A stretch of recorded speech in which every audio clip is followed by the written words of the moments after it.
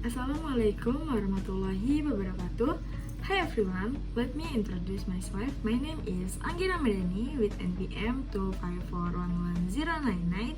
I'm from my class 25 MNGI.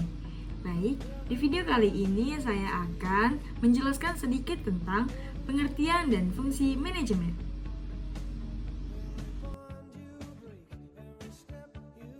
Sebelum lanjut, halo teman-teman, selamat datang dalam video pembelajaran mata kuliah pengantar manajemen.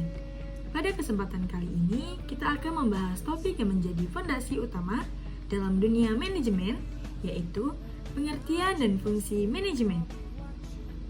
Manajemen adalah sesuatu yang sangat dekat dengan kehidupan kita sehari-hari ketika kamu merencanakan waktu belajar, membagi tugas kelompok, atau bahkan mengatur keuangan pribadi.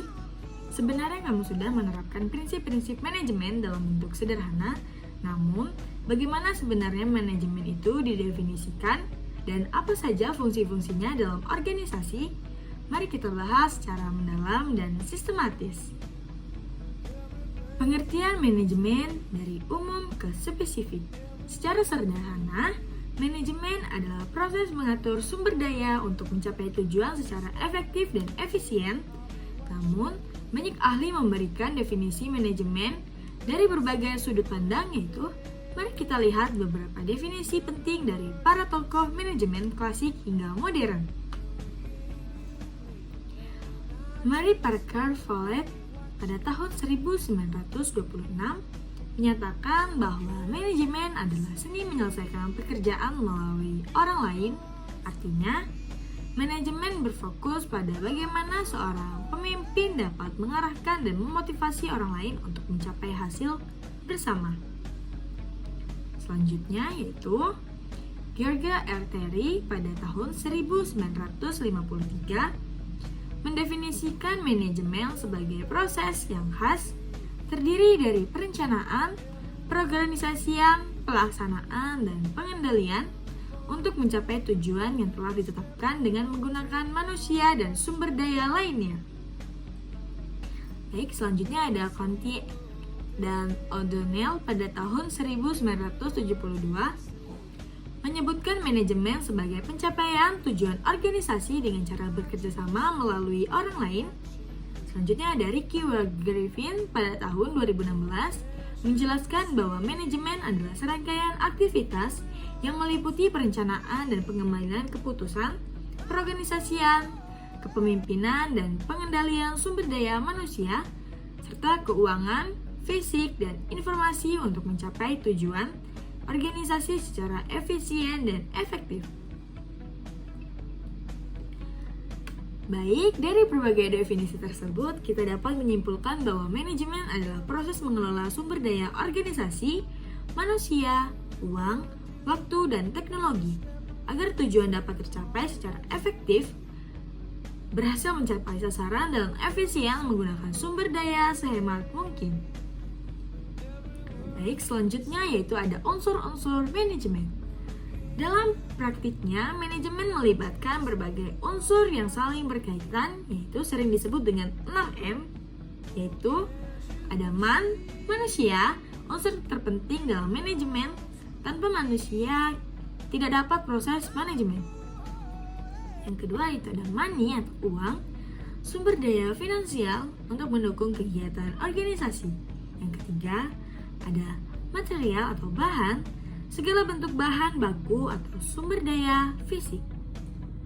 Yang keempat ada mesin, alat dan teknologi yang digunakan untuk meningkatkan produktivitas. Kelima ada metode, cara atau sistem kerja yang digunakan agar proses berjalan secara efisien. Dan yang keenam ada pasar, sasaran atau lingkungan di mana produk atau jasa organisasi ditawarkan. Manajemen yang baik berarti mampu mengoptimalkan keenam unsur tersebut secara seimbang agar tujuan organisasi dapat tercapai. Baik, selanjutnya ada fungsi-fungsi manajemen menurut para ahli. Setelah memahami pengertian dan unsur-unsurnya, mari kita bahas fungsi utama manajemen. Setiap ahli memiliki pandangan sedikit berbeda, namun konsep dasarnya sama. Yang pertama ada Henry Fayol. Pada tahun 1916, Fayol adalah salah satu bapak manajemen modern, mengemukakan bahwa fungsi manajemen terdiri dari 5 tahapan utama.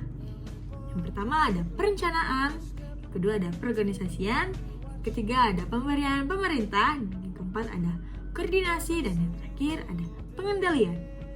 Fungsi-fungsi ini dikenal sebagai Fayol S5 dan menjadi dasar pengajaran manajemen hingga sekarang.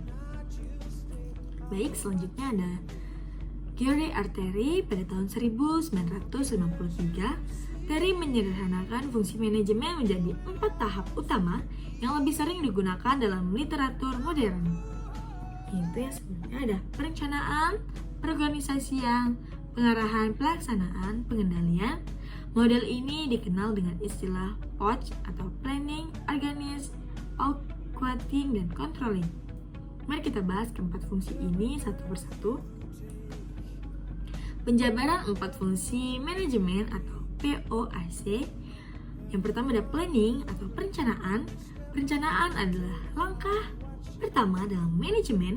Di tahap ini, manajemen menetapkan tujuan organisasi, merancang strategi, dan menentukan langkah-langkah yang diperlukan untuk mencapainya. Contohnya, dalam sebuah perusahaan, manajer pemasaran merencanakan strategi promosi produk baru dengan menetapkan target penjualan, anggaran, dan media yang akan digunakan. Perencanaan memberikan arah dan pedoman bagi seluruh anggota organisasi agar bekerja menuju sasaran yang sama. Selanjutnya ada organizing atau perorganisasian.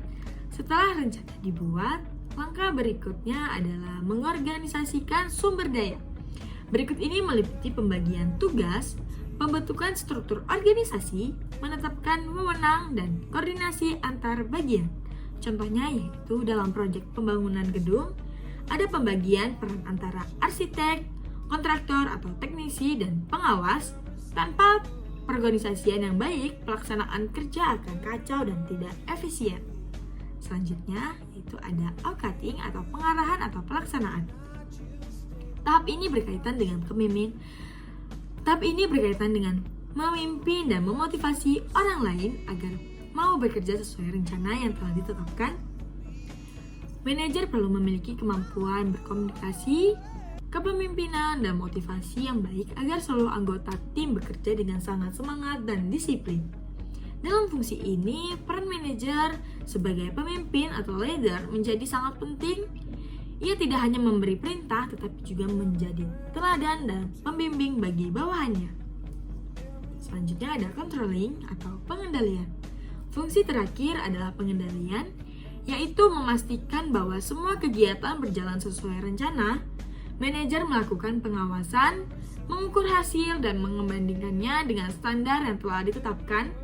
Jika ada penyimpangan, maka dilakukan tindakan korektif. Contohnya sederhana yaitu, jika target produksi tidak tercapai, manajer harus mencari tahu penyebabnya, apakah karena kurangnya bahan baku, masalah tenaga kerja, atau kesalahan dalam perencanaan, lalu melakukan perbaikan. Fungsi pengendalian memastikan bahwa organisasi tetap berada di jalur yang benar untuk mencapai tujuannya. Selanjutnya yaitu ada hubungan antar fungsi manajemen. Meski keempatnya fungsi manajemen ini tampak berurutan, pada kenyataannya fungsi-fungsi tersebut berjalan secara dinamis dan saling berhubungan. Yang pertama yaitu ada tanpa perencanaan, organisasi tidak memiliki arah.